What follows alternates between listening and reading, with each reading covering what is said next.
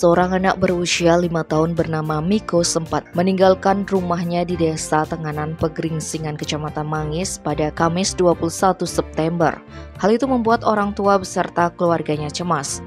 Bahkan dia tidak kembali ke rumah hingga larut malam, sehingga pihak keluarga pun melaporkan peristiwa ini ke tim SAR gabungan agar bisa dibantu dalam proses pencarian. Hingga kepanikan itu bisa diobati setelah Miko ditemukan di Sungai Pandek yang lokasinya sekitar 1 km dari rumahnya pada Jumat 22 September.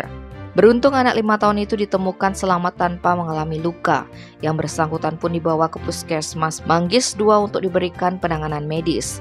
Koordinator Posar Karangasem I Gusti Ngurah Eka Wiatnyana mengungkapkan, pihaknya sudah 2 kali melakukan proses pencarian. Pertama dilakukan saat dilaporkan malam hari, kemudian dilanjutkan Jumat 22 September pagi. Dalam proses pencarian yang dilakukan itu, tim SAR gabungan dibagi menjadi 3 kelompok. Sementara itu, keluarga Miko Nyoman Oka mengatakan cucunya tersebut menghilang setelah ditinggal sebentar oleh ibunya yang akan membuatkannya susu. Setelah dicek kembali, dia sudah tidak berada di rumahnya. Proses pencarian pun sudah sempat dilakukan sebelum dilaporkan ke pihak terkait. Dikatakan lebih lanjut olehnya, anak itu keluar membawa HP, kemudian sempat ditemukan oleh warga sekitar yang baru dikembalikan sebelum ditemukan. Dari sanalah didapatkan petunjuk keberadaan anak itu. Tim Bali Express melaporkan.